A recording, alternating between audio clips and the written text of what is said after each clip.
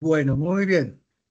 Qué gusto saludarlos, tenerlos por acá en esta importantísima conferencia, poder compartir con ustedes esta serie de conocimientos tan importantes para nuestros asociados de ASOPEN. En la tarde de hoy es una tarde pues muy especial porque tenemos nuestro gran amigo, compañero de trabajo, asociado de ASOPEN también. Jairo León García. Jairo León García, ustedes se acordarán, en sus tiempos de ISA, él es ingeniero electricista de la UIS, magíster en ciencia política de la Universidad de Antioquia, jefe de sesión de líneas de transmisión. En su paso por ISA fue jefe de sesión de líneas de transmisión. También fue coordinador de los grupos de interés en la gerencia de estrategia y desarrollo de ISA y participó muy activamente en la negociación del Tratado de Libre Comercio con Estados Unidos, Colombia, Estados Unidos.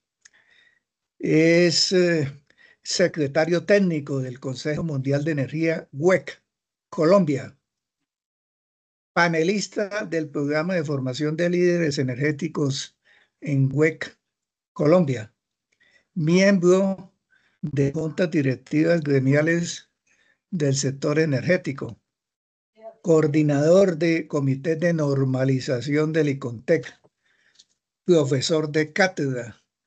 Mejor dicho, eh, realmente es un honor para todos nosotros poder contar con Jairo León García, una persona muy amable, muy atenta, carismática y que se ha dedicado últimamente a todos esos temas de transición energética y ha hecho una labor muy importante en WEC, en Consejo Mundial WEC, Colombia. Un saludo muy especial, hombre, Jairo León. Muchas gracias y tiene usted la palabra. Entonces, pues, es muy placentero poder compartir con ustedes esta conferencia que realmente yo la he venido tramitando o presentando con el WEC y con el COP16 de sobre diversidad en Cali y he venido, pues, me ha servido como para venir a avanzar más en la comprensión del tema, ¿cierto? Entonces, nosotros Eh, lo que yo voy a presentar es como una visión más sistémica y muy apartada de la elementarización que se ha hecho últimamente de presentar la transición como un paso de energía combustible sustituida por una energía con base en energías renovables. Entonces, eso es muy elemental y indudablemente no deja ver la complejidad del problema. El contenido que yo voy a desarrollar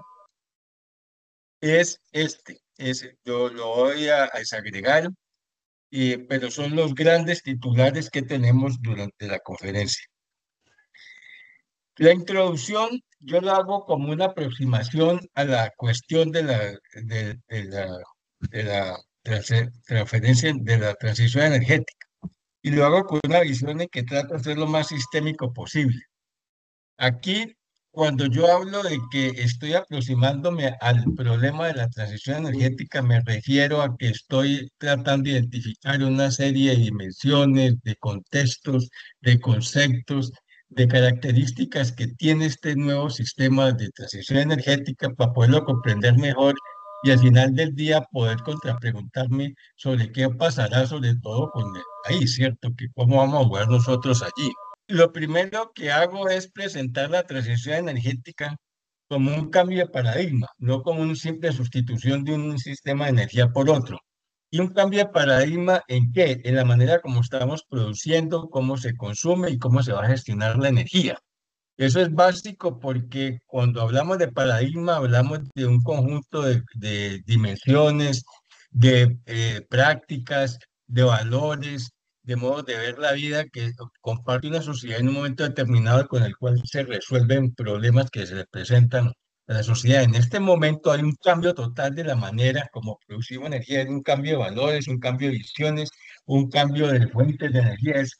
Es un paradigma que se está revisando a sí mismo y es aquí a la izquierda vemos el muñequito, que ese paradigma implica una divergencia, una evolución, una disrupción, un reto, un replanteamiento del asunto y un cambio y asuntos tecnológicos. Generalmente todos estos cambios van unidos a desarrollos tecnológicos. ¿Qué otra característica tiene este cambio de paradigma de la transición energética? Se van a priorizar las fuentes de energía renovables, que llaman FENC, es decir, no va a ser con base en los combustibles como ha sido durante casi de 200 años, sino que va a ser el eje principal, sin decir que no están las otras energías que van a desaparecer de un momento a otro. El eje principal son las energías renovables. Otro punto aquí que es indudablemente muy distintivo, muy disruptivo con el viejo esquema de producir y consumir energía, es la humanización. Antes ustedes se acuerdan que nosotros decíamos, hay que asegurar el suministro seguro de energía, hay un acceso, ¿cierto? Pero ahora ya se agrega que sea no solamente acceso, sino que sea asequible y sostenible, es decir, que se pueda pagar y que sea respetuoso con el medio ambiente. Eso es un enfoque inclusivo, social y medioambiental que viene expresamente y que se refleja, por ejemplo, con los ODS, los Objetivos de Desarrollo Sostenible, es decir, una tendencia mundial que se tiene en ese sentido y tiene que ver con acabar con la pobreza energética. Pongamos, tenemos 800 a 1.000 millones de personas que no tienen acceso a la energía eléctrica, entonces eso no tiene sentido para la humanidad, ¿sí? Entonces, pongamos, la ONU sacó los ODS con unas metas a 2030 que no se han cumplido, pero que indudablemente quiero resaltar que la humanización ya incluye que sea enfoque social y medioambiental. Lo otro es que esta transición energética se cruza necesariamente con la descarbonización. Son conceptos que usted no puede resolver un problema de transición o un problema de descarbonización sin atarlos, sin cruzarlos. Esos firmemente eh, entrecruzados, indudablemente eso le, le transmite, digámosle así, una particularidad a a esta transferencia energética moderna. Y lo otro es que hay una explosión de la demanda de energía. Y cuando hay tanta gente, 800 1.000 millones de gente sin uso de energía, pongamos en África, pues esa gente está por fuera de todos los servicios de salud, de educación, de internet, fuera de agua potable, fuera pues del problema de no tener las comodidades que da el uso de la energía eléctrica. Entonces, a mediados ya del siglo, ya finalizando el siglo pasado, comenzó una campaña mundial en la cual el Consejo Mundial de Energía ha trabajado mucho de generar un desarrollo que permita que mucha gente se vuelva, que llegue a la energía eléctrica, comience a consumir y de otra manera en un sentido pragmático. Es decir, que económicamente esa gente participe a nivel nacional, local o regional y mundial. Es decir, también tiene un sentido pragmático que la gente cuando tiene energía, pues se inserta en las economías globales. Y esta electrificación se va a convertir en un vector energético de mucha importancia hacia la descarbonización global. El hidrógeno se convierte en una herramienta que usted puede producir hidrógeno así en un tiempo y en un lugar determinado y luego se lleva la pila de hidrógeno y la usa en otro sitio, en otro tiempo, muy diferentes a los que se produjo la hidrógeno. Entonces, hay otras características que también para la aproximación al problema ayer es ayer y hoy, porque esto no ha desaparecido y este mañana es hoy y mañana. Realmente la producción de energía eléctrica, la producción de energía, realmente hablando más generalmente, pues ha estado en grandes centrales hidroeléctricas, atómicas, ¿cierto? En grandes pozos petroleros. Entonces, es un grandes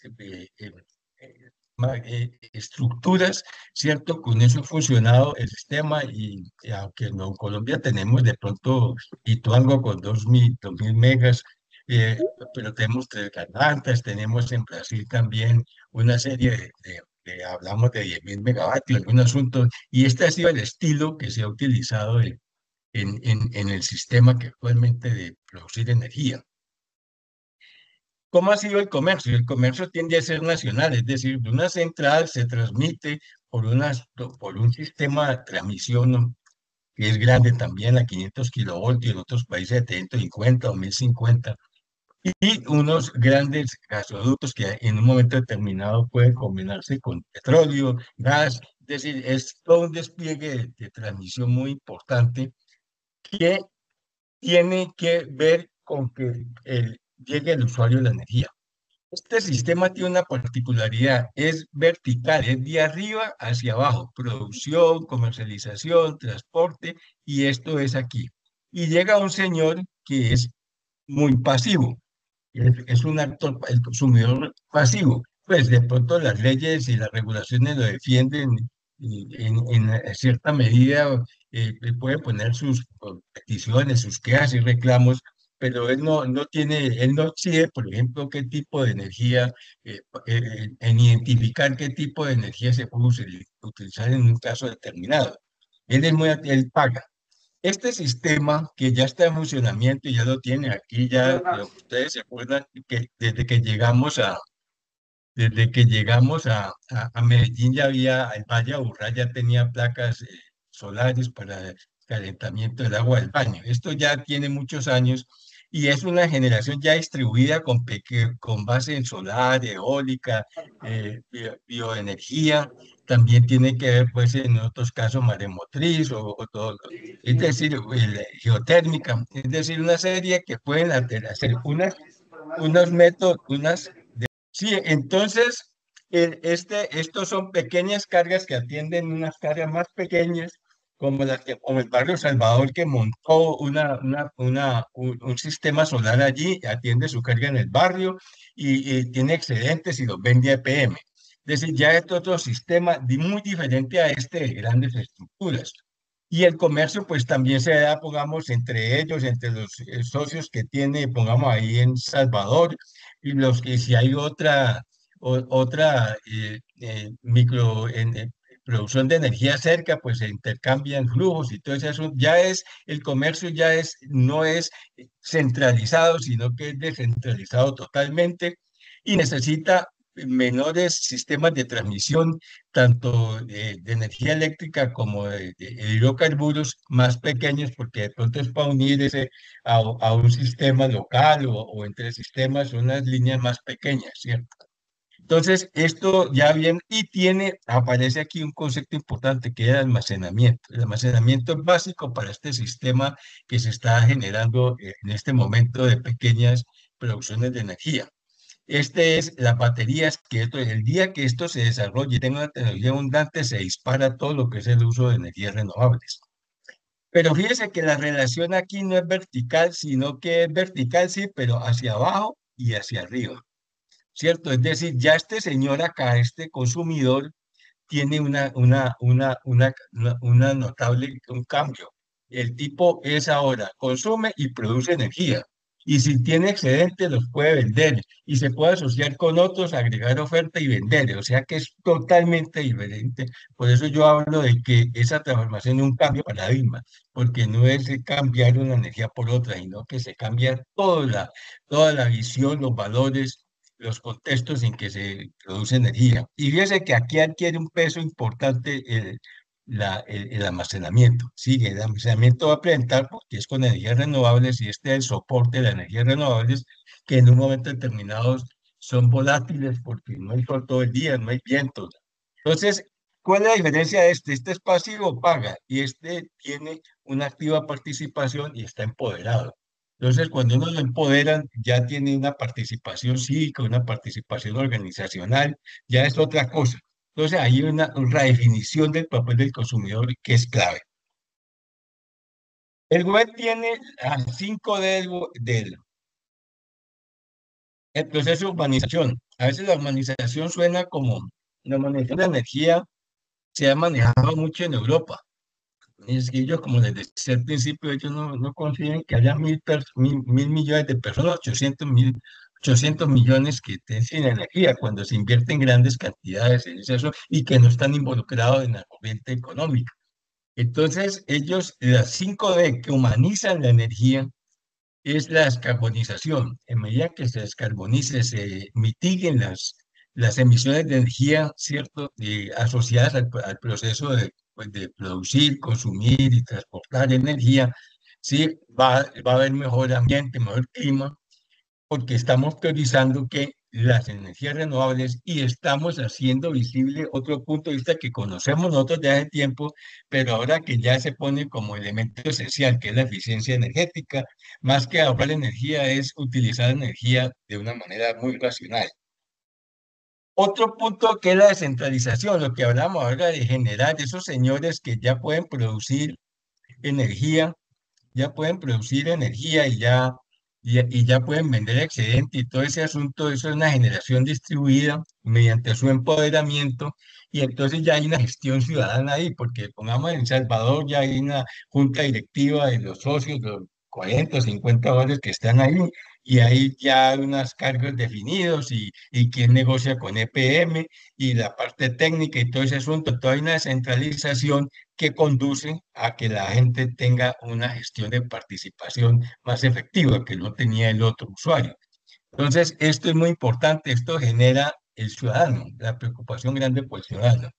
Luego viene la digitalización, ustedes saben que esta digitalización se nos vino encima, ¿sí? Y esto da muchas oportunidades. Pongamos una de lo que tienen estas digitalizaciones que usted puede adaptar la producción con el consumo para evitar, pues, usted produce lo que consume y sabe a qué horas puede hacerlo y en ese sentido, pues lo hace electrónicamente por el contador inteligente, y una serie de internet, una serie de asuntos de equipo electrónico que le permite a usted optimizar el uso de los recursos y en otros reducir impacto ambiental. Otra cosa importante aquí que tiene que ver con el ciudadano es que ya usted pues no tiene que esperar que llegue el recibo o que le quiten la luz para ir a la oficina, sino que usted pueda acceder a las bases de datos de las empresas y tener información transparente. Eso lo hace mucho en Estados Unidos. La gente pues, llega, se mete a la empresa, entonces mira cuáles son los costos que tiene en este momento el kilovatio, con qué se va a generar, con qué no se va a generar y él también llega y gestiona su quehacer. Es decir, si tiene una pequeña empresa y dice voy a producir a tales horas que es más barato, o muchas veces como hacen pues, las señoras de la casa que lavan a las 10 de la noche, porque indudablemente hay unos valores más bajos. Esto también es participación ciudadana. Este asunto es muy importante en ese sentido de participación ciudadana, entonces eso por eso vaya humanizando la energía. Ahora, lo otro es la irrupción, es decir, vamos a consumir energía. El mundo está generando mucha energía para involucrar a las sociedades africanas, asiáticas. Aquí hablamos de las sociedades, de las zonas no interconectadas, estamos hablando de unos 400.000 hogares, multiplique por 4, 1.600.000, 1.500.000. Entonces, hay que involucrarlos al sistema y generalmente es con combustibles fósiles que es muy difícil llevar esto es problemático. Entonces, para este asunto, entonces tenemos que se garantice la asequibilidad, no solamente el acceso, sino que la gente pueda pagar, establecer esquemas de participación y distribución de beneficios en las comunidades, ¿cierto? Para que pueda, de acuerdo, avanzar en sus estilos de vida, ¿sí? Lo que y más importante es transformando el uso de la energía e impulsando que cada vez se utilice más energía eléctrica. Eso es muy importante porque implica más gente metida en la corriente del modernismo, en la corriente de la salud, en la corriente de todo el uso de todos estos aparatos electrónicos. Yo agregué otro asunto que no es es inteligencia artificial en hidrógeno. La inteligencia artificial es un camello porque eso se vino, ¿cierto? Pero entonces uno leía que en la inteligencia artificial estaban preocupados si iba a quitar puestos o no iba a quitar puestos, que si eso iba a razonar o no razonar, que cómo se iba a manejar eso, que si había de los controles democráticos en las instituciones actuales para contener los abusos posibles. Pero no, la inteligencia artificial aquí es lo que aquí en este momento estoy proponiendo es que va a consumir energía y vamos a ver una diapositiva de la cantidad de energía que consume. Entonces va a aumentar esta demanda por energía eléctrica, lo mismo que el hidrógeno. El hidrógeno, para producir el hidrógeno por electrólisis necesita energía y depende de la tecnología que usted utilice. Entonces, esta evolución se va volviendo clave ahí. Entonces, este acercamiento, este proceso de transición energética me va permitiendo a mí ver complejidades y ya como metiéndome en ciertas preguntas. La diversificación es indudable, puramente seguridad energética. Mejorar la seguridad energética, para eso hay que expandir la canasta y hay que expandirla de acuerdo con el modelo que nos estamos proponiendo con fuentes de energía renovables, ¿cierto? Y con modelos de negocio, ¿cierto? Y tecnología de comunicaciones y digitales. En este sentido, nosotros hemos logrado avanzar mucho en el proceso de diversificación, no mucho, pero nosotros tenemos, pongamos en Colombia, una canasta energética que ustedes saben es muy limpia, ¿cierto? Que es agua, pero que es muy volátil, y muy vulnerable debido a los fenómenos climáticos extremos, ¿cierto? Que hay sequía, que vino el niño, que se fue. Entonces aquí hay que hacer, y eso es un propósito que debería tener todo el mundo, es vamos a diversificar la canasta energética con base en, básicamente, en energía renovable no convencional.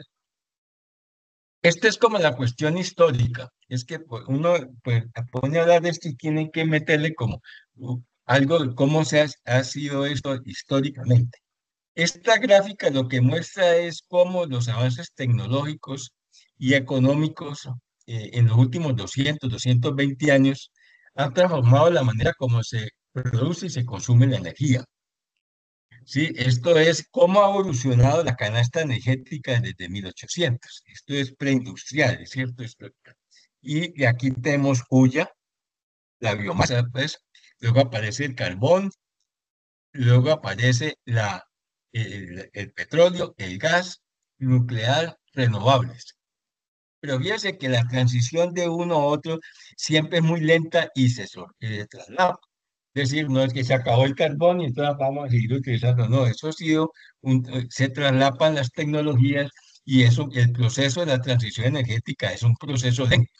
Entonces, ahí donde vemos nosotros que los paradigmas tienen ese problema, son transiciones lentas. Un paradigma, cuando se comenzó a discutir que la Tierra no era el centro del universo, era el medioevo, se demoraron hasta por dar el Renacimiento 400 años para decir que el centro del universo era el Sol y todo el mundo giraba alrededor de ello. Y eso costó meter a la gente en la cárcel, quemarla, hacerla que se retractara y eso atrasó la ciencia y todo. Todos los paradigmas en su cambio, por eso yo lo catalogo como un cambio de paradigma, porque es un complejo. Hay gente que dice, eso ni no meterle energía renovable, toda la que se pueda, y resulta que es muy distinto porque la complejidad está en asuntos claves como la tecnología y la humanización de ese consumo de energía. Aquí hay un dato que yo no sé, estos datos son que da esta fuente que pongo aquí, 180 mil teravatios hora, eso es como 10 a la 12 de consumo de energía primaria en estos primeros 220 años, en estos de 1800 a 2000. ¿Qué quiero destacar acá? Fíjese que acá antes de los 1800 el calor lo producía la biomasa, tumbaban un árbol, la rama, lo que fuera, y hacía, o también de animales, defecaciones de animales, hacían cogían calor, y en la fuerza motriz para mover cosas, cargas, todo ese asunto, era muscular, era esqueleto humano, el sistema esqueleto muscular. Luego viene, fíjese que aquí el carbón en el 30 está en su apogeo. ¿Por qué? Porque la tecnología de vapor ya está consolidada, ¿cierto? Todo lo que es combustión externa estaba en los trenes, todo eso estaba consolidado y además ya había producción en gran cantidad de energía eléctrica con base en carbón. Entonces, pues, Estados Unidos era un generador con base en carbón. Y lo mismo pasa en Alemania, China. Es decir, Europa tenía, Polonia tenía mucho carbón, entonces allá las primeras generaciones de energía eléctrica se dieron con carbón. Entonces aquí hubo un apogeo grande, ¿cierto? Del carbón. Fíjese que ese se da ya en 1930 más o menos y es un hito en ese asunto. Y ahí juega la tecnología, porque fíjese que lo que es el telégrafo y el teléfono ayudaron a que se consolidara el carbón y después el teléfono, el petróleo, a formar mercados energéticos globales donde se pueden intercambiar y bolsas y todo eso por las tecnologías. Entonces, cuando hay una tecnología y un sistema moderno energético, generalmente sale una revolución. Y la imprenta fue del 16 y en el 17 hubo una idea de que el vapor y el carbón se juntaron y salió la primera revolución industrial en Inglaterra, finalizando el 18 y el 19. Entonces, aquí otra cosa que tecnología, economía y movimiento. Aquí venimos en un modelo energético que va creciendo y nos va a ayudar a generar una revolución de ese tipo.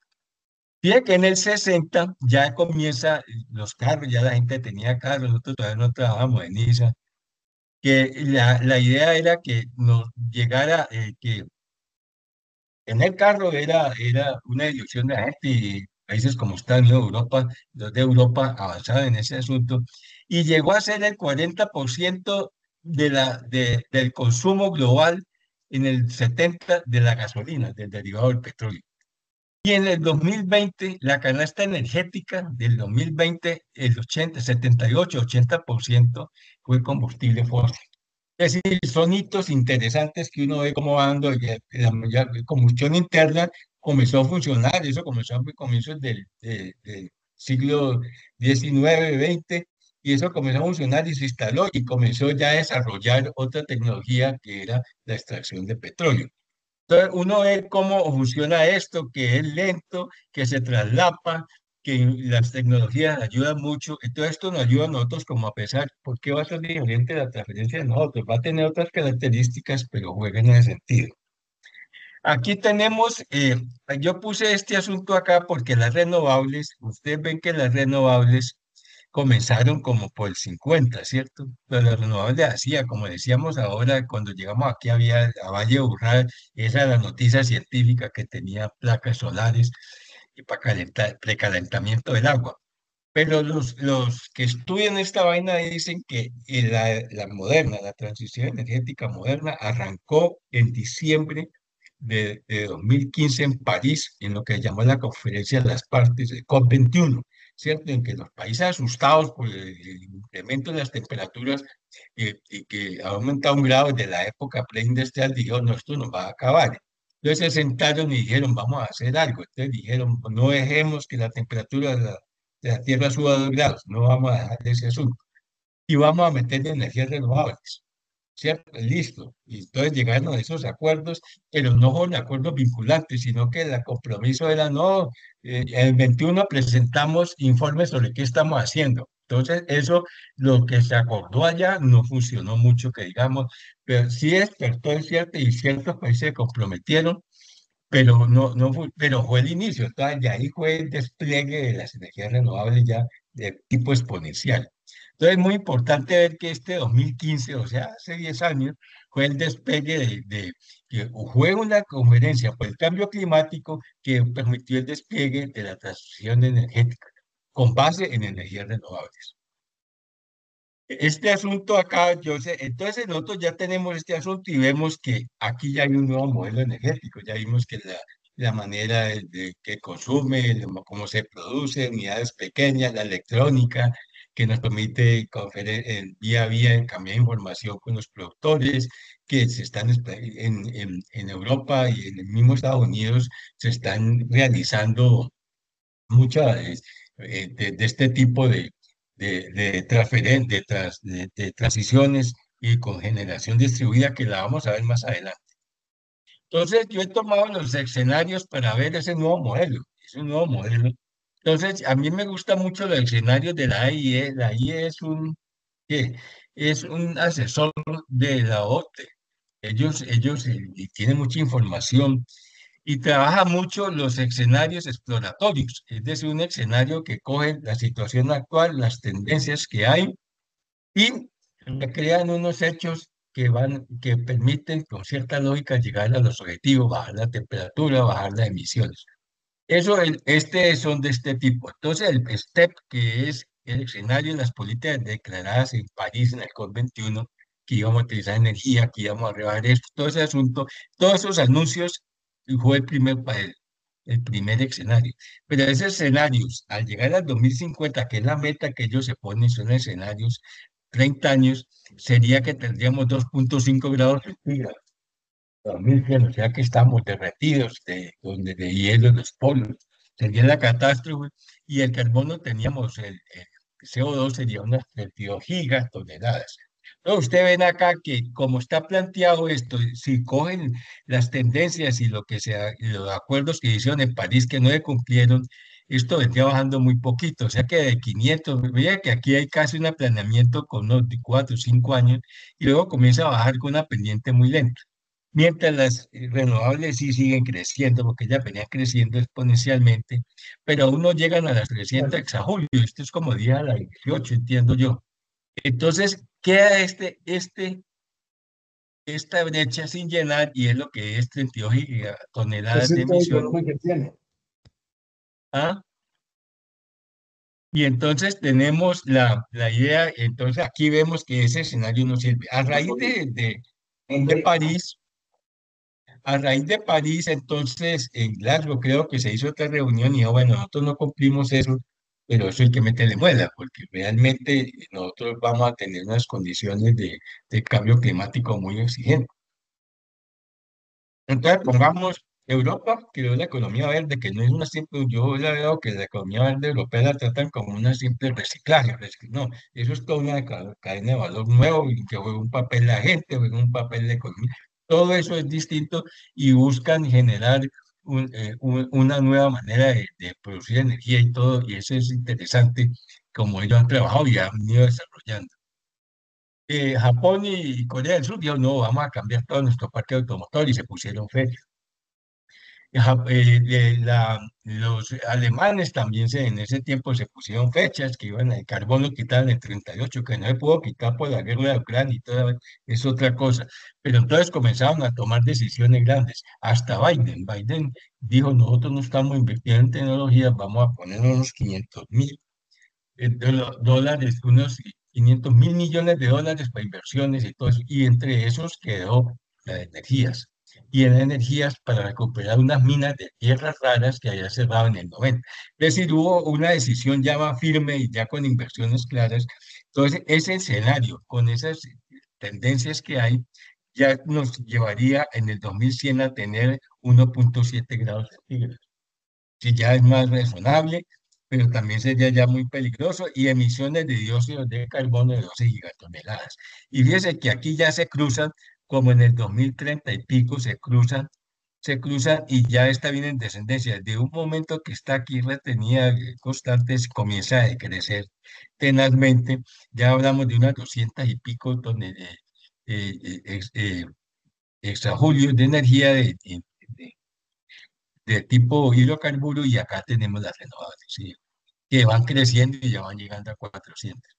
Pero ahora vamos al escenario de ellos, un escenario que es 2050, cero emisiones, temperatura por debajo de 1,5. Eso fue lo que ellos dijeron, ¿cierto? Lo que ellos plantearon.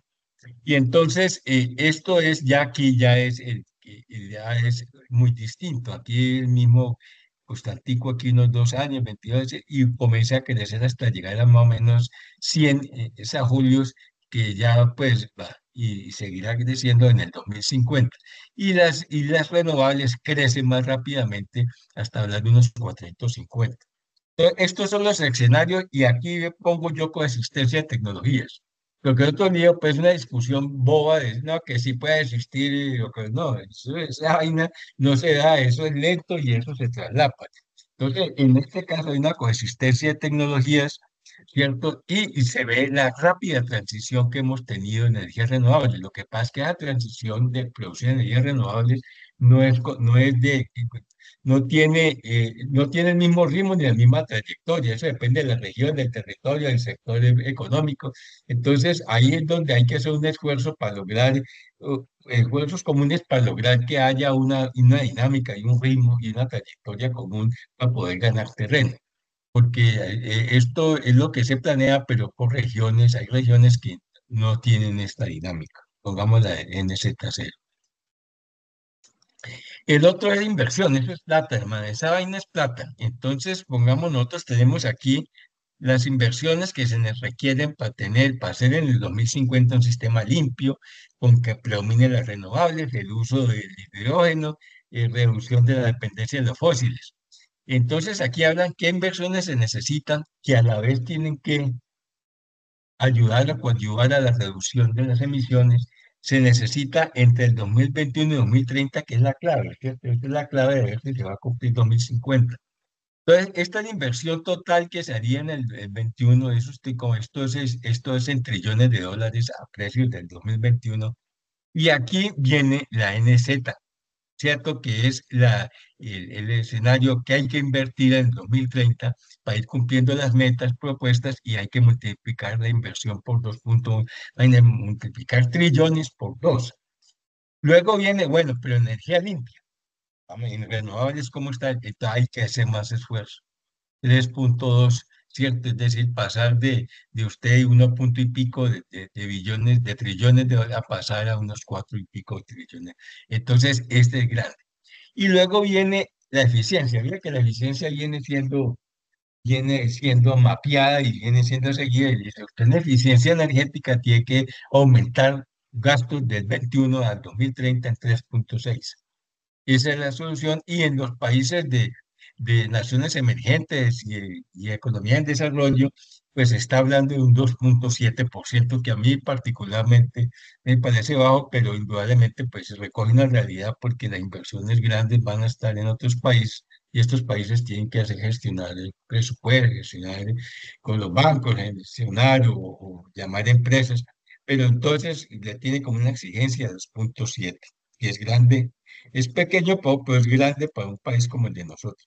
Vamos, pasar de 800 trillones, 0,8 trillones, a pasar a 2 trillones, casi 3, es difícil.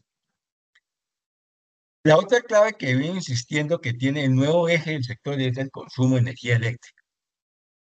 Entonces, ¿cuál es la aspiración que tiene, que plantea el WEC en este momento? La electricidad debe representar cerca del 30% de la participación, por ejemplo, de los vehículos eléctricos y en ciertos sectores de producción, refrigeración y todo, que están cambiándose hacia la electricidad. Y las emisiones deben estar alrededor del 25%. ¿Para qué? Que en el 2050 mantengamos los 1,5 y cero en energía, vamos a tener que crecer a una tasa de 3,3. Cierto que es grande, una tasa grande que tiene gran inversión hasta el 2050, tasa anual de crecimiento de la generación de electricidad, cierto que significa que en el 2050 la mitad del consumo final es el de pura energía eléctrica y la útil, la que es energía que se descuentan las pérdidas y todo sería casi de 2 tercios, 60 y pico por ciento. Actualmente la participación de la energía en el consumo final está en 20%. Bueno, pero eso es lo que da, que va al consumo, que vamos a meter sociedad más a esto, que va a ser asequible, pagable, que van a con esquemas, y la ONU está trabajando en eso, listo. Pero aquí viene el modelo, y esto me llamó la atención porque yo he venido siguiendo esta inteligencia artificial, pues con alguien me hizo la pregunta y he estado trabajando eso, y eso es la raquera, ¿cierto? Y ya lo vemos nosotros que ponemos aquí, nos dice cómo le hago el discurso o le hago un cuento como a García Márquez, eso es espectacular. Pero nadie hablaba del consumo de energía de esto. Yo por lo menos no había, no, hasta que a finales del año pasado unos documentos que eran del mismo año ya era, bueno, esto consume energía. Eso fue la idea, ¿cierto? Esto consume mucha energía. Entonces, comenzamos a averiguar y en el 2024 esos centros de datos de la inteligencia artificial son muy intensivos en uso de energía eléctrica. ¿Ellos qué hacen? Ahí se entrenan los algoritmos, se recoge la información, se procesa, se dispone. Es decir, todo ese proceso electrónico que se ahí consume mucha energía. El año pasado fue muy poquita, 1,5. Yo creo que por eso no había tanta preocupación, ¿cierto? 1,5 teravatios hora. pero ahora para el 2030 se espera que 945 teravatios, más del doble, ¿cierto? Para el 2030, o sea que eso va creciendo. Entonces, para ponerle como eje a esa vaina, concreto, más que el consumo total de electricidad en Japón, va a ser el consumo en 2030. Lo que consume actualmente Japón va a ser un poco más de lo que van a consumir los centros de datos de esta inteligencia artificial.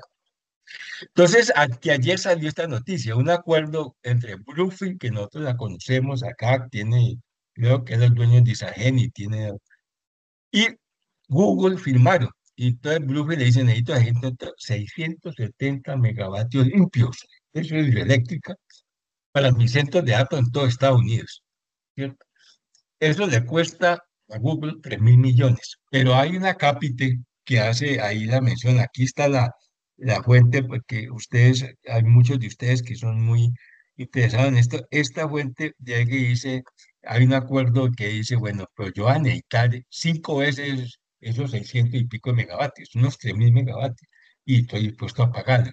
Entonces, uno ve que eso sí está creciendo, ¿cierto? Porque si Google pone la palma en remojo, es porque ve que tienen que asegurar la energía eléctrica, ¿cierto? Y entonces, ¿qué están haciendo los otros? Como te imagino que Facebook, Meta, todos esos también están trabajando en ese asunto. Entonces, ese consumo va a ser, ¿aquí qué va a pasar con ese consumo? Ustedes dirán, ¿y este por dónde dejó? Pues, porque si ese consumo de energía eléctrica crece y crece y crece, pues indudablemente hay que invertir más para producir, para poder atender la demanda. O puede ser que en un momento determinado las inversiones no salen del saco a cualquier hora, entonces, ¿qué pasa? Que van a tener que jerarquizar el uso aquí como el gas cuando hay que importarlo, que primero el consumo de los vehículos y por último por allá las plantas. Es decir, aquí hay debería haber una jerarquía, entonces ya hay un trastorno en todo ese proceso de la transición energética. Entonces ese acercamiento que se hace más complejo de la transferencia le permite a uno hacer esa, pero bueno, esto es interesante que cómo va a seguir, ¿cierto? Porque el consumo aumentó, pues yo ya me convencí de esa vaina que era yo no pensaba, pues, ¿a qué vengo a la paz? Yo no pensaba que las dimensiones eran de ese tipo. Luego el hidrógeno ya habíamos dicho, el hidrógeno tiene cero carbono, es el camino a descarbonizar. Unas pilas usted prepara una pila de hidrógeno y se la lleva y la transporta para otro lado y la utiliza, ¿cierto? Usted no necesita utilizarla donde la produjo, nada, usted la lleva para otro lado y entonces es un almacenamiento de energía muy importante. La Agencia Internacional de Energía, IRENA, dice que en el 2050 había unos 614 millones de toneladas anuales en consumo de hidrógeno. Eso equivale a un 13% de todo el consumo total de energía. Es grande, ¿cierto? Hay que ver cuánto, si desglosamos la energía eléctrica, cuánto da. Entonces, un dato que introduzco aquí como guía. Para usted va a producir 1 kilómetro de hidrógeno con electrólisis, va a necesitar entre 55 y 60 kilovatios hora de acuerdo con su eficiencia, ¿cierto? Y el equipo que está usted, eso hay muchas tecnologías, ustedes saben que el uno con otro electrodo de una cosa, el otro con otro. Listo, eso es grande. Entonces, ese también va a gastar plata, va a gastar energía, y bastante, ¿cierto? China, ¿qué hizo Arabia Saudita? Arabia Saudita sabe que el petróleo se va a dejar de demandar. Eso allá no tienen discusiones bobas sobre eso. Sí, sí, ellos saben. Entonces ellos crearon una ciudad, creo que se llama Neón, ahí a orillas del Mar Rojo, la montaron. Y, con todo, y produce hidrógeno y produce energías renovables y tiene un programa que en el 27 comenzaban a exportar al mundo. Es decir, ellos están pensando en reemplazar la demanda petrolera que se va a perder por, por su demanda de hidrógeno. Entonces uno ve que en estos días salió en la República, vi una nota que estaban revisando el cronograma, seguro tuvieron problemas y con este ambiente económico y político que hay en el mundo, pues las inversiones siempre se ven fregadas, ¿cierto? Se ven perjudicadas. Entonces, pero yo lo que quiero aquí dar de anécdota para hacer menos pesado el asunto es que la primera vez que se habló del hidrógeno como futuro energético, este Rifkin, Jeremy Rifkin, es un tipo muy interesante, él investiga mucho y documenta mucho sus investigaciones y tiene detractores y tiene favorecedores. Yo lo veo así, hay gente que dice que ese tipo charlatán, otro dice que es un sabio. De todas maneras, él habla y cita este libro, que algunos de nosotros han leído, Julio Verne, La isla misteriosa, ¿cierto? Allí él narra un hecho que cuando la guerra civil estadounidense había unos presos de sur y se volaron en un globo, ¡pum! Se volaron y allá llegaron y entonces cuando llegan a una isla por allá, un soldado le pregunta como al científico, el ingeniero allí de los que se volaron, y le dice, hombre, y hace una pregunta muy interesante que parece boba en el texto, y dice, bueno, ¿qué vamos a hacer Estados Unidos cuando se acabe el carbón? Está hablando de 1974 y le dice, no, el carbón del futuro es el agua. ¿Por qué? Porque ya había la electrólisis y separar el hidrógeno, eso era la salvación, era energía. Entonces, veía que ya se hizo ahí. Ahora, si ustedes son inquisidores y ven, pongamos Shell y otras empresas petroleras, desde 1900 y pico están trabajando en el problema de los combustibles fósiles. En Colombia producimos hidrógeno. Ecopetrol produce hidrógeno que ha producido negro y gris y otras combinaciones con base en combustibles fósiles. Pero ahora tiene un programa de combustible verde que es con base en energías renovables. EPM va a montar en Urabá otro caso y aquí vienen las empresas del norte de Europa, y los árabes, que tenemos tantos millones, y aquí como que nadie les para bolas, porque, pongamos, ellos le tienen mucha gana a la Guajira, porque el proceso que tiene Arabia Saudita en el Mar Rojo es desalinizando el agua. Imagínense toda la inversión que hay que hacer. Desalina el agua para la electrólisis y ellos tienen hidrógeno verde, o sea, es producido con energías renovables, limpio. Entonces, fíjate que esto se da desde hace tiempo, entonces el hidrógeno, yo no, el hidrógeno hay que irlo considerando también y cada vez es más, se va notando más. Dentro de este nuevo modelo, tenemos nosotros un punto muy importante que es las comunidades energéticas. Esto es muy europeo, uno lee los catálogos, comunidades energéticas, 4000 y pico, eso nadie sabe en el mundo cuántas comunidades y son muy interesantes, sobre todo en Europa y en Estados Unidos, fondos de empleados, organizaciones de jubilados, gente que tiene y se reúnen y entonces montan una generación distribuida con solar, con eólica, ya tienen cargas y vienen, intercambian, eso es como la tarea. Y apoyados en este asunto, que ya el usuario aquí ya, el hombre ya no tiene que ser pasivo sino que puedes ya definir y hacer un consumo más eficiente y inteligente, ¿cierto? Y diversificar la oferta y sobre todo mantener en vilo o sacar a flote un elemento básico del capitalismo occidental, que es la competitividad. Cierto que muchas veces pues los monopolios la acaban, pero entonces si yo tengo varias generaciones distribuidas, pues entonces comienzo va a haber más competencia que la que tiene PM aquí, por ejemplo. Entonces, eso es muy importante. Fíjate que todo lo que pueda aparecer de este modelo energético. Y lo otro, las microredes, que algunos de ustedes son especialistas en este asunto, que ese sistema permite integrar tanto la demanda como los recursos energéticos, ¿cierto? Y puede operar de manera aislada o interconectada. Esa es la ventaja. Puede aislarse y atender su carga o puede interconectarse con otro para atender cargas más grandes. Y entonces tiene unos niveles de automatización y de coordinación que se nos da la inteligencia, las telecomunicaciones y la tecnología que tiene actualmente la digital. Este es un modelo muy sencillo, tiene una red general que es para pegarse a otro, una solar, una eólica, unos usuarios que puede ser fácil, y mira, aquí está el almacenamiento, el almacenamiento es clave, clave, clave. Entonces, estas comunidades energéticas, esto funciona y esto realmente apenas le está poniendo, yo una conferencia que en estos días dictó para el programa de formación del líder energético, el WEC, dictó una empresa que creo que se llama USAEN, unos consultores de Bogotá. Esa gente tiene todos los jurídicos ya definidos, sabe regulaciones, leyes, requisitos, todo lo que se necesita para montar una comunidad energética. Es una coherencia de la verdad. Pero entonces yo les decía que había que meter, pues, la esencia de la comunidad energética, la participación ciudadana, que es pensar en montar y listo. Con el mismo cuento, ya ahí tiene que generarse una relación distinta con el usuario consumidor, poner a la sociedad involucrar en el proceso desde la iniciación del proyecto. Entonces, esto es muy interesante. A mí esto, pues, es revolucionario, esto cambia la idea. Entonces, aquí tenemos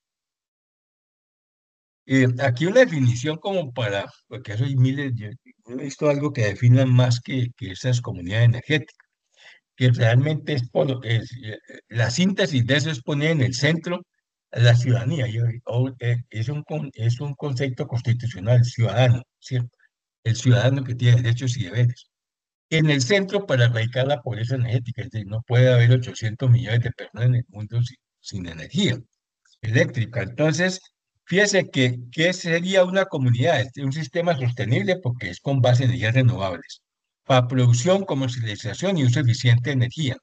Y que tiene tiene una, lo que llaman aquí justicia y equidad, ¿cierto? Porque lo que buscan ellos es que haya beneficios, ¿cierto? Que los costos y los beneficios se diseminen, se difuminen entre todos los que participan del sector energético. Esa parte no la puedo olvidar cuando se vaya montando una comunidad. Es decir, ir generando ese asunto. Lo otro es que a medida que eso crezca, se genere masa crítica, entonces vamos a tener una participación ciudadana que va a transformar la democracia en estos pueblos, ¿cierto?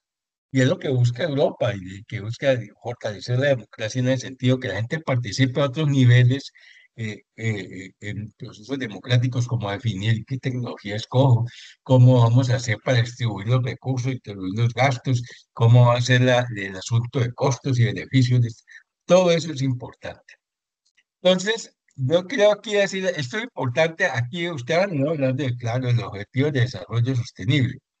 Eso es una meta de 30 que aún no va a cumplir. Colombia va más atrás de eso que cola de perro. Eso no lo va a cumplir. Entonces, este séptimo aquí se llama energía asequible y no contaminante. Oiga bien, ese término nosotros nunca lo vimos en nuestra vida, asequible, como asequible, no. Aquí cuando no pagaban, entonces buscaban hacer una ley, cortaban la energía y punto. Entonces, esta séptima del objetivo de desarrollo milenio es energía asequible y no contaminante, ¿cierto? Aquí la ven usted, aquí no contaminante. Estos son los 17 objetivos del milenio, ¿cierto? Eso indudablemente que hay una preocupación mundial en ese asunto, como acá la 13, que es la acción climática, que es preocupaciones mundiales en ese asunto. Pero lo interesante aquí es viendo yo que en Colombia hay 148, decía ese consultor, no sé, pero funcionando como 30 comunidades energéticas. Entonces, yo me puse a ver cómo se hacen esas comunidades energéticas. Y ahora yo sé, pongamos que ese asunto es ya está muy reglado, muy regulado y falta inversión, ¿cierto? Inversión y decisión. Entonces, hay un modelo que es de abajo hacia arriba, de APA, ¿cierto? Muy típico de Europa. Aquí una ciudadanía organizada, la ciudadanía tiene sus derechos y sus deberes, eso votan hasta qué color debe ser la bolsa en que se depositan los residuos y toda esa vaina. Se organizan de manera cooperativa en alguna manera y presentan proyectos de energías renovables, ellos consiguen el camino, la asistencia técnica, la plata, hay apoyos si tienen, vamos, Dinamarca, ¿no?, que apoyan estos asuntos, hacen todo eso y salen con un proyecto y ese proyecto comienza a trabajar con una comunidad y también a asociarse con otros y a crear y a matar energía al sistema. Eso totalmente. Y es propio pues de una en el norte de Europa es una democracia socialdemócrata, como los alemanes y el partido. Entonces, ellos funcionan así. ¿Qué ha pasado acá? Cojamos el cambio de Colombia, que pues, es el que medio está funcionando. Aquí en el tiempo y sola, generalmente el gobierno, el ministerio, o FONAGE o cualquiera de esos fondos que hay para ese asunto, o Aval, que le dice el gobierno, ya vamos a hacer una planta ya de energía eléctrica y ahí desalinizamos el agua. Y entonces, hace un proyecto. Entonces ellos definen el proyecto, sea público, privado o mixto. Y entonces ese proyecto ya entra a funcionar, ellos ponen la plata, ven cómo interviene la ciudadanía, le dice, venga acá, trabajen acá, le damos trabajo, capacitamos gente para mantenimiento, gente que opere, alguna cosa de esas, pero no es una vaina tan democrática como esta. Entonces, este es el sistema que hay como ahora en Colombia, eso público-privado mixto, que hay unos proyectos que podamos, hay proyectos en Bichada hay comunidades energéticas que ya desmontaron el combustible fósil. Lo desmontaron, no, lo tienen ahí porque si no alcanza, pues lo prenden, pero es al revés. Ya no son 3 horas que uno ha prendido, sino que con las plantas de eólicas y solares, esa gente se suministra y por la noche o cuando si no alcanza, prenden el otro. Y entonces tienen un respaldo con energías fósiles. Eso es viable, eso es pensar con la cabeza. Entonces, ese es el esquema. Entonces, ahí habrá otros esquemas. El de Salvador es como en este tipo acá, eso unos, entiendo yo que unos señores que comenzaron a armar ese paseo y un ingeniero por ahí de la Nacional entusiasta que yo a apoyarlos y eso ya tiene negocios con el PM. ¿Cierto? Y seguro de aquí a mañana montan otra unidad ahí cerca y unen los lujos. Y entonces, desde el año, hace 2 o 3 años en Cali también muchas de esos edificios que tenían plantas solares ya se unen y agregan oferta y la venden. Entonces, eso tiene camino, pero un camino lento, pero tiene camino. Y yo creo que ya esto lo está viendo como negocio la gente, pues. Entonces, bueno, ya como vimos las características, las visiones conceptuales, históricas, y vamos a tener unas tendencias globales. Las tendencias globales es donde está ocurriendo esto. Y esto puede ser más, usted me va a decir, no hay falta tal cosa, pero yo creo que lo importante es que después de la guerra se declaró el multilateralismo, que todos los países eran enclaustrados ellos y ponían aranceles y todo. El multilateralismo, Estados Unidos dijo, necesitamos es crecer, ustedes me deben plata, vamos a crear la ONU, vamos a crear el Banco Mundial, el Fondo Monetario, el Acuerdo General de Tarifas, toda esa vaina la ponen ellos. Y entonces eso falló, pues, y con este señor Trump, pues eso no funciona, el nacionalismo está volviendo a hacer zapatos, quiere que se hagan zapatos, carros, imagínense involucrar deslocalizaciones que han hecho otros países, volver a traer a Estados Unidos, ¿cierto? Que porque hay un déficit comercial, cuando la inversión extranjera directa si usted está en un déficit fiscal con el mundo de 3,8 billones de dólares, tiene un ingreso de 4,2 por billones de pesos por inversión extranjera.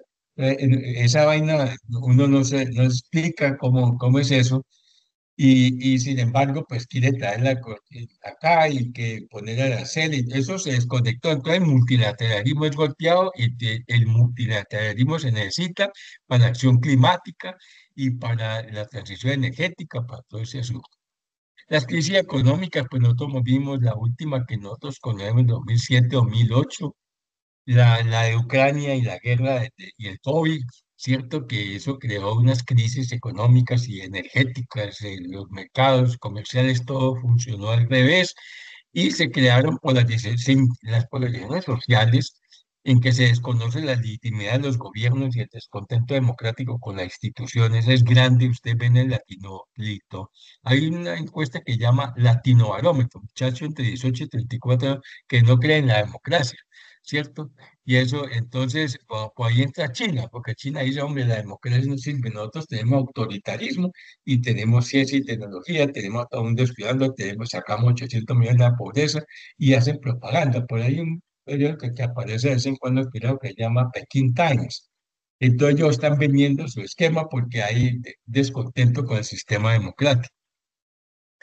Entonces, la acción del clima, que es el objetivo del 13, combate el cambio climático y sus efectos, ¿cierto? Es una responsabilidad. Aquí se definió que por el cambio climático todos somos responsables, pero con diferenciada, es una responsabilidad diferenciada. No es lo mismo el contaminador histórico Estados Unidos, contaminador de moda China, que Colombia, que a 0,6 de emisiones de CO2, que no tiene. Colombia es golpeada por los efectos y la influencia que tiene, la influencia que tiene, el impacto que tiene las altas temperaturas, y aquí llueve, se resecan no hay cosechas, hay desplazamientos, hay derrumbes, todo ese asunto. Nosotros somos víctimas del cambio climático. Nosotros debemos es adaptarnos y generar y pongamos procesos de reforestación y todo eso.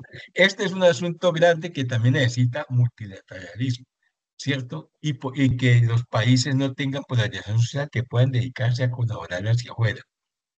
Y esta bifurcación democrática, que son cambios muy drásticos en el crecimiento, en la estructura poblacionales, a todos los niveles, mundial, locales, regional, tiene consecuencias sociales y políticas. Y pongamos, ustedes ven el Foro Económico Mundial, es como un riesgo grandísimo junto con el cambio climático y con el tecnológico, y sobre todo los desplazamientos. Los desplazamientos han cambiado la política mundial.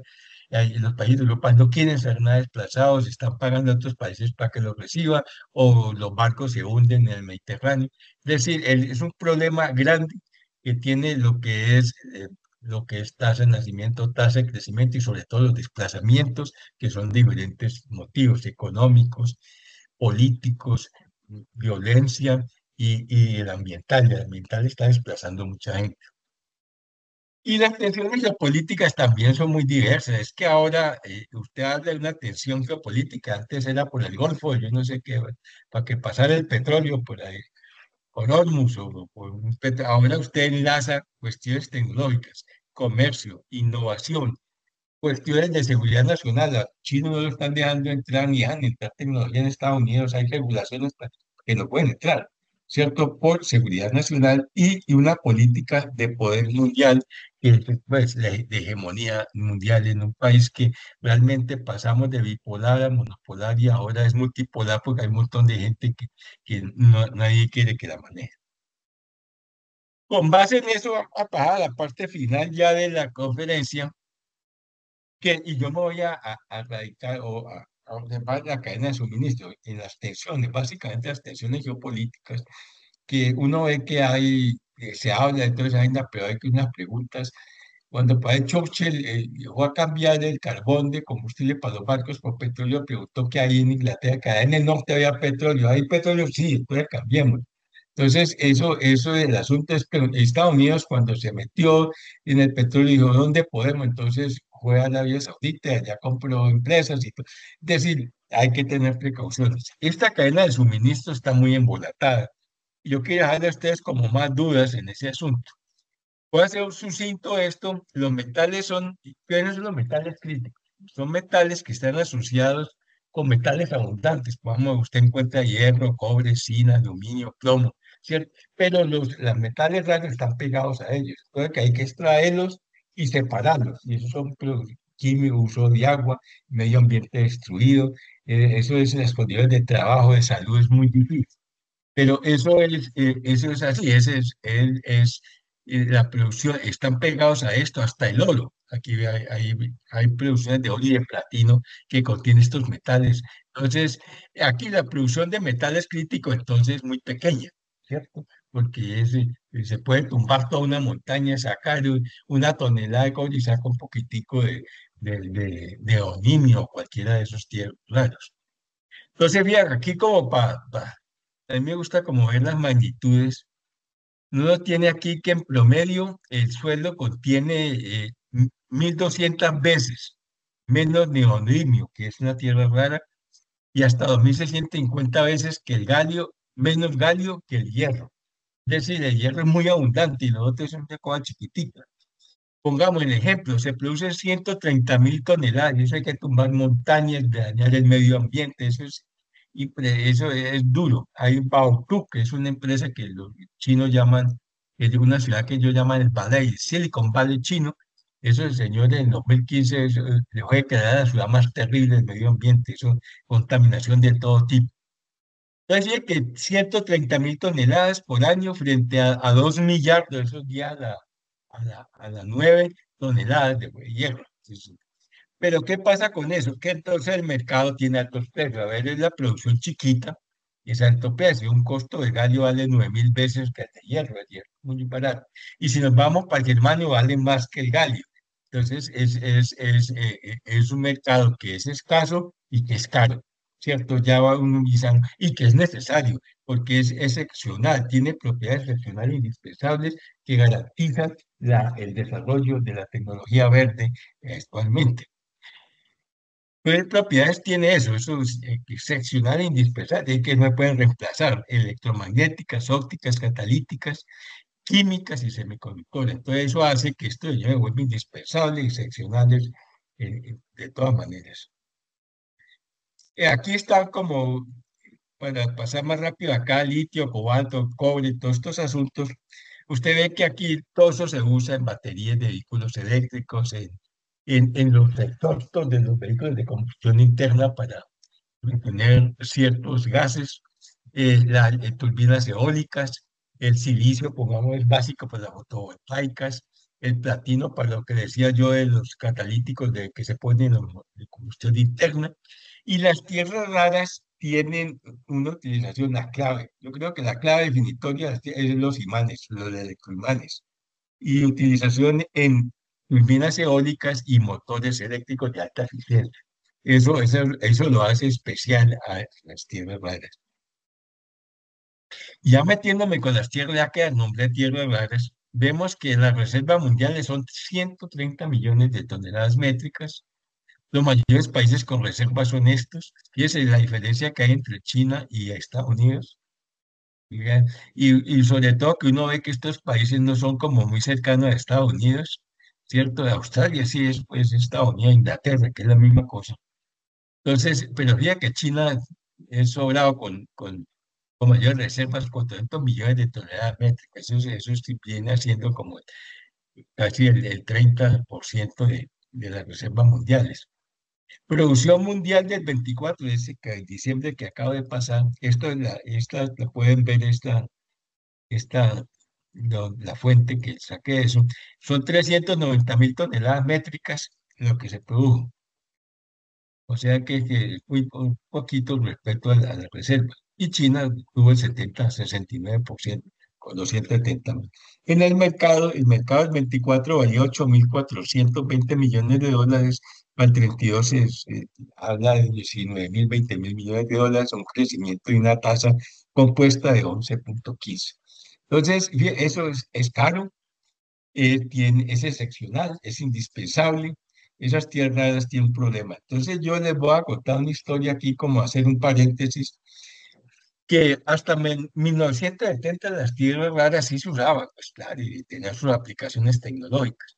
Eso vino a hacer un uso más intensivo con las pantallas de televisión, los japoneses, la pantalla a color. Pero lo que definió en un momento determinado el asunto fue los imanes de tierras raras, ¿cierto? Que el desarrollo de eso que lo iniciaron los japoneses en 1983, que utiliza neodimio, disprosio y praseodominio, ¿cierto? Y que fue clásico ¿por qué? Porque las tierras los electroimanes con tierras raras tienen, es un electroimán con tierras raras es 100 veces más pequeño que un electroimán con, hecho con ferrita, que era el material con que se hacía antes, hace 30 o 40 años, y le complica su fuerza. Es decir, que eso es una cosa impresionante. Ustedes, los primeros celulares, así grandes, luego con los demandas que decían, los celulares volvieron más chiquitos. Entonces, tiene esa miniaturización que tiene la capacidad, las tierras raras estos tipos, pues sobre todo en los motores de todo tipo, todo motor que utilice ese asunto va a poder ser más pequeño. Entonces, a partir de estos imanes, la transmisión energética y digital se impulsó. Pero aquí hay otro asunto, con otra historia que muy, muy tesa, porque ahí me preguntaron una vez en una charla, me decía, nada, ¿por qué Occidente no tiene tierra? Entonces, es un cuento muy largo, pero en 1960-90, la mayor productora de tierras raras en el mundo era Mountain Pass en California, desierto de Mojave. Ahí estaba la mayor producción de energía. Pero en 1930 hubo el traslado de la producción. ¿Usted se acuerda que hubo un cambio y se hablaban del neoliberalismo, de Reagan y toda esa vaina, hubo unos cambios? El Banco Mundial dijo, vea, las grandes empresas deben quitarse de encima esas empresas o esas producciones que son muy contaminantes, mandar a los países pobres que ellos necesitan mucha plata y ellos van a recibir allá, pagan mal y no tienen exigencias. Entonces hagan eso, trasladen su producción hacia allá y de baja tecnología, eso sí, y ustedes dedíquense a alta tecnología, al conocimiento, a la economía de servicios. Y ustedes se acuerdan de toda esa discusión que teníamos en ese momento a nivel mundial. Colombia también pues se tuvo con Gaviria, es decir, había que cambiar todo eso y lo que llamaban la financiarización, lo que llama varios autores la financiarización de la economía. En vez de estar produciendo zapatos y vaina, pero buscamos derivados financieros, que eso causó la caída de la del 2008-2009, la crisis que fue por las benditas hipotecas esas tóxicas. Entonces, eso pasó, entonces todo el mundo comenzó a mandar para allá y mandando tecnología poquita. Entonces, China dijo, sí, tráigamela para acá, ¿cierto? Y yo le garantizo que usted va a ganar mucha plata, porque yo le voy a producir lo que usted hace, lo va a producir con menos de usted sale y gana mucha plata. Entonces, la rentabilidad a corto plazo jugó también un papel muy importante. Pero, ¿qué pasó? Occidente vino a proporcionarle a China un ecosistema que le permitía rápidamente reproducir sus destrezas occidentales, la destreza de tecnología, la educación, la investigación y desarrollo. Entonces ellos con esa plata, porque a ellos les quedaba plata, entonces cogieron y montaron investigación y desarrollo y eso está claro que el país que más invierte en en este momento es China. Entonces ahí comenzó a voltearse la vaina. Era la principal productora de Occidente y no, y ya no es, porque ya comenzaron a seguir seguimientos y tendencias y decisiones políticas que conllevaron a otros asuntos. Aquí tengo una síntesis de lo que pasó. Lo importante son los imanes que eran del grupo Itachi, que lo conocemos mucho nosotros, o sea, patentes a la fabricación. A finales del 90, Japón, Estados Unidos y Europa concentraban el 90% del mercado de imanes, impresionante. Es hace 35 años, y hoy China controla el 75%. Sí, ya va siendo monopolio esa vaina, el 20 otro 25% lo produce, no, Japón todavía y Estados Unidos. Pero uno ve cómo, ¿y por qué? Porque ellos ya han desarrollado una industria de tierras raras totalmente integrada. La estrategia de ellas era integrar la cadena y se fijaron en las tierras raras por las condiciones excepcionales. Cuando vieron que podían miniaturizar un motor y podían tener unas ciertas cualidades en las tierras, esta es la flecha, hay que integrar la cadena. Y la integraron. Y luego hablaron con los franceses. Los franceses, Ron Poulet es una empresa química que tiene, entre otras cosas, asuntos de medicina y tiene lo que era refinación de metales. Esa refinación de metales también, eh, ellos realmente entonces decidieron hacer joint ventures con empresas francesas y comenzaron a invertir, ¿cierto? Y le entregaban la baja. Entonces dijo, no, entrégueme la baja tecnología, yo le hago todas esas cosas a usted. Yo tengo una ciudad que se llama Bacó, donde hay minas como un berraco y yo le produzco esa vaina. Entonces, el lío es ese, que vamos a hacer, tenemos que, y usted van a ganar mucha plata, y no ensucian, y no sé, y no hay alzamiento de la población por el empobrecimiento del medio ambiente y toda esa vaina. Entonces, la idea es esa, entonces le entregó toda la tecnología. ¿Qué pasó? Que hoy Bautú se considera el baile, el Silicon Valley chino, tiene integrada la cadena de la minería, la refinación y las industrias que producen imanes, ¿cierto? Y teléfono y toda esa vaina que usan, todo eso lo tienen ellos, ya encadenaron eso ahí en esta ciudad de Bangkok, ¿cierto? Entonces ellos, esta tecnología, esta estrategia china se cumplió, ¿cierto? Se cumplió y físicamente uno ve, pongamos, la planeación estratégica, cómo se va y cómo se va cumpliendo. con ellos con una garantía porque ellos, pongamos, no manejan el sistema. El Partido Comunista Chino es el que maneja realmente toda la política económica, política y social en China. Pero fíjense, todo eso, hoy por hoy, con este asunto, pues los demás países uno dice, bueno, ¿y qué van a pensar hacer esto? ¿Sí? Este llegó subiendo los aranceles, pero fíjese que China le dijo, ah, bueno, no le vendo tierras raras. Yo le dije, no, 150 no, de 25%. Entonces, sí, bueno, 25%. Entonces, la capacidad de negociación de China es muy grande. Esto es como para ver que estos son algunos de los metales raros. Y estas son tecnologías de generación, de producción de energía limpia, solar, wind.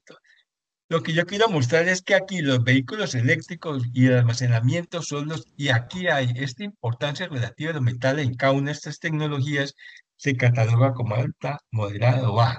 Fíjese que en el almacenamiento de vehículos eléctricos casi todas son de 9, son 4, 6, 100 importantes y 3 cromio, zinc metales de platino, 3. Pero uno ve que ¿Sería estos no ahorita funcionan. o mañana? Sí, no, mañana, si quieres, cuando ¿Aló? tengas tiempito, me citas ahí Ajá. ¿Aló? Entonces, tenemos que, y vemos, por ejemplo, vemos que todas estas tecnologías necesitan de todos estos elementos. No hay aquí un hueco que diga que no necesita litio ni tierra rara, todos necesitan. O sea que esto es una articulación muy grande con la tecnología. Entonces, fíjese que, y el almacenamiento, que es clave para todo este proceso, tiene 7, 2, 4, 5, 6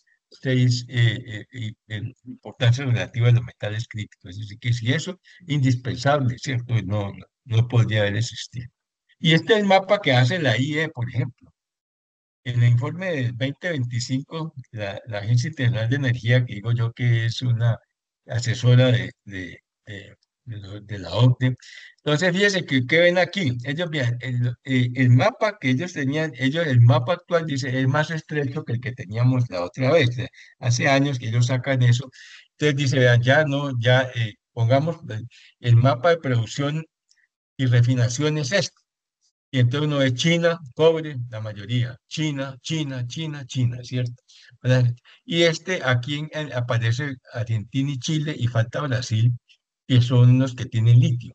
Pero ahí ya llegó Elon Musk y montó una empresa y los chinos están hace rato ahí haciendo baterías. Entonces, eso es un caso muy importante. Entonces, China, esto es el panorama. Y esto es verdad. Entonces, este llegó tratando porque, podamos, China necesita chip de última generación, que ya no tiene la tecnología. Pero entonces China le dice, si no me da eso, entonces yo no doy las tierras raras. Entonces eso es muy importante, por eso se ha metido en guerras por eso quiere a Ucrania, porque Ucrania tiene el 7% de las reservas mundiales de tierras raras. Entonces, por eso ya dice, no, dice, yo le ayudo, le presto aviones, le hago todo, pero me da las minas. Entonces, el esqui no ha querido, pues se ha hecho el loco. Y ahí está el asunto grave Pero estos mapas se estrechan cada vez más. Es un asunto que no va creciendo nada como la producción de petróleo, que había más y más y más países metidos en eso. Entonces yo hice este ejercicio, hay unos minerales críticos que Estados Unidos necesita, pero tiene una desventaja que China es el principal proveedor. Es decir, negociar. Ellos tienen una disputa tecnológica y por el manejo del mundo ellos consideran a China y Europa como un enemigo estratégico. De que va estratégico en el sentido que les puede desplazar del poder mundial. Pero tiene este pequeño problema. Todos estos rojos son chinos y los otros son República Democrática del Congo, Indonesia, todo eso. Entonces China todo el 98% en gas. Pongamos el magnesio se volvió famoso porque ahora hay unas baterías que son de ion de sodio, que es una alternativa a los iones de litio. Y eso con magnesio, y el magnesio lo tienen ellos, ¿cierto? Entonces es muy interesante ver, y hay otro dato, de los 20 principales minerales estratégicos, 19 es que China lo refina. Sí, eso es un monopolio. Entonces uno ve cómo va a funcionar este asunto, ¿cierto? Y cómo va a funcionar, si va a haber guerra, no va a haber guerra, si Estados Unidos va a invadir como invadió Irak, quitarle a China, eso no se sabe, ¿cierto? Pero sí hay unas incertidumbres que hay en la transición energética, en el cambio climático, que es bueno uno estarlo viendo para estar atento y ver cómo partir. Porque aquí Colombia, pongamos, podría participar en algunos de estos, si hubiera un plan de minero, que nunca lo ha habido en ningún año, para ver qué se podía utilizar allí o qué se le podía ofrecer a estos señores. La batería es un caso típico, vea, este Bloomberg, este viejo Bloomberg del 2022 dijo, China tiene la mayor producción de baterías. 1.673 gigavatios hora la capacidad total de baterías en el mundo. Y China tiene 77. Polonia, Estados Unidos y otros, ¿cierto? Aquí estaba 6, 12, 23, 23% el resto de China 77. Pero para el año 27 se espera que se incremente, casi multiplica por 8 la capacidad total de bateo. O sea, que sigue creciendo. China baja como 8 puntos, Estados Unidos sube 4, ¿cierto? Y aparece otra serie de países, aparece Alemania, y aparece, y el otro es que antes era 11 y me mantiene igual, ¿cierto? Entonces ya aquí uno ve que ellos tienen el poderío de almacenamiento de energía, lo tienen totalmente. Y el otro es que sí, esto nos tenta el cuadro porque es que China pues controla, ya sabemos, el litio, ciertas baterías de litio con ferrofosfato, pero las baterías de iones de sodio también las va porque si tiene el magnesio el 90% de la producción refinada, pues también va a dominar ese asunto.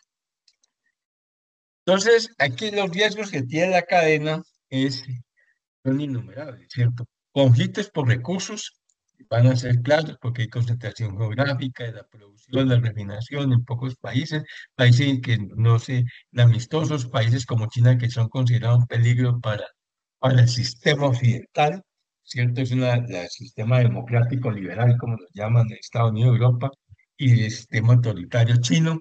Entonces, ahí hay un lío, entonces hay que romper esa dependencia porque hay riesgos de interrupción. Entonces ya China lo ha hecho. Estados Unidos le prohibió en un momento determinado a Japón que le vendía tecnología a China, entonces no le vendió volver a vender tecnología a Japón, entonces Japón tuvo que decir, no, yo no puedo hacer eso. Entonces es una manera de presionar grandes. Toda esa rivalidad por la supremacía tecnológica y que hay en este momento, y hay dos países que están en esa pelea, Estados Unidos y China, que son de más potencias económicas y geopolíticas, es barato en la cadena de suministro, allí no hay cómo. Este señor Trump se está metiendo, pongamos, en una pelea porque en África hay un montón de grupos guerrilleros que toman el poder un año, están ahí 10 años, vuelve el otro y se lo toma y todos tienen tierras raras. Entonces hay que meterse, hay lo que he creado que la competencia de los consumidores, ya no es la competencia entre los vendedores que yo le vendo el café más barato que le vendo, no, sino que ya son los proveedores, están esperando quién les ofrece más. ¿Cierto? Pongamos en República Democrática del Congo, China dijo, yo necesito a que me dé esta mina y todo, tómenla, pero necesito una línea, una carretera de Kinshasa al norte queda Ruanda, que es un país conflictivo y entonces lo hicieron. Entonces los países proveedores están vendiendo, están exigiendo cosas y que me haga esto, que me haga lo otro. Y China tiene una estrategia que es la ruta de la seda, que hace el puente, hace aeropuertos, hace el asunto puertos marítimos, todo este asunto, carreteras, todo unido como la vieja ruta de seda. Entonces, eso le ha ayudado mucho dentro de la estrategia que tiene China. Y las prácticas en muchos países, como les decía ahora, el ambiente no se respeta, la gobernanza no existe. Por ejemplo, en África, cae un gobierno y sube otro grupo, y los hutus, los hutíes, todas esas cosas, es un mapa muy deprimente. Y la gobernanza no existe, ¿cierto? El ambiente es golpeado totalmente y eso también le quita sostenibilidad a la cadena. Y la caída de precios, porque para esto el cobre es que la potencia mundial de cobre dijo, no, yo no puedo invertir porque el cobre ha bajado mucho. entonces yo no voy a invertir en eso. Entonces la reducción de precios, y China tiene la capacidad de reducir precios, podemos decir, rurales. Los puede subir para incentivar. Eso en un tiempo lo subió y mucha gente se metió a hacer minas. Una mina de tierra rara demora 15 años en funcionar. Y luego, como si lo bajó, y entonces ahí mismo todas estas quebradas no podían sostenerse, entonces China las ha ido comprando en otros países. Entonces la caída de precios también maneja. Entonces, todo esto de la cadena de suministro, entonces uno qué papel jugaría Colombia ahí. Colombia como que tener una estrategia de atraer a ciertos, de meterse acá con alguno de estos minerales que puedan servir o pongamos los carros eléctricos, podría ser un asunto o de producción de batería, algunos de estos asuntos, pero uno no ve que se mueva. Aquí realmente la inversión está muy, muy atada a los incentivos que se tenga por parte del gobierno.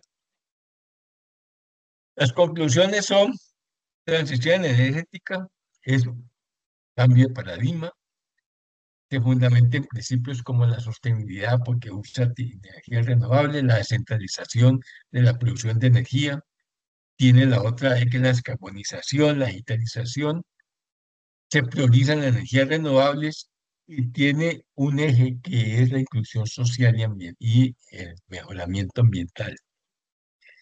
Los minerales críticos están concentrados geográficamente y con países con intereses muy diferentes y que van a crear riesgos de dependencia y riesgos de que se rompa la cadena de suministro, y los problemas éticos y sociales y ambientales que también le quitan estabilidad a las cadenas en los países donde se produce, y la acción colectiva, es decir, no se ve después del multilateralismo y de todo el quebrantamiento que hay con el énfasis que tiene el presidente Trump, pues acabó con todo porque, pongamos, se salió del cambio climático, se salió de la salud, se salió de todo, que se necesita colaboración para poder encontrar soluciones. Entonces, uno ve que eh, vemos que si no existe colaboración, pues no es posible pues obtener un aceleramiento o un llegar a puerto feliz de la transición energética. Entonces, esto es como para inquietar, que yo quería dejarles a ustedes. Y la otra es como estos libros que los que les gusta tengo de los metales raros. Estos son libros que no se consiguen, pues yo no las pude, no sé si se conseguirán ahora, se consiguen por mercados de esos mercados que hay ahora de libros. eh, en- y pongamos que Imperios Digitales me llegó hace poco. Este sí lo tenía hace más tiempo. Y hay otros de tecnología que es muy importante ver cómo se mueve. Este es muy importante de imperios digitales, cómo se están moviendo las tensiones, cuál es el papel de Europa. El papel de Europa no tiene la capacidad tecnológica que tiene Europa, Estados Unidos, China, pero tiene la regulación. Todo el mundo mira hacia Bruselas. La regulación es la parte fuerte, pues Europa ha puesto sanciones a las empresas que tienen poder, como Meta, Facebook, todas esas cosas les han puesto sanciones por uso de no declarar rentas allá y por el uso de datos y todo ese asunto. Entonces, mucha gente de Estados Unidos, que es la expresión, ya la libertad de expresión, muchas veces ya, mucha gente ya está quejando de que una cosa es la libre expresión y otra es la ofensa. Entonces se están tomando regulaciones de Estados Unidos que son europeas, de fondo europeo. Entonces uno ve que va cambiando y son dos libros interesantes. Los dejo allí como para que alguno de ustedes tome los datos. Esto queda de todas maneras en la SOPEM para que vayan viendo es interesante ver ese asunto de cómo mueve eso. A veces uno ni se da cuenta, ¿cierto? Pues lee las noticias de Caracol, el USN o El Tiempo, y ellos no hablan de este asunto, de todos estos cambios, ni hay un tipo que haga un análisis de entorno importante en este caso.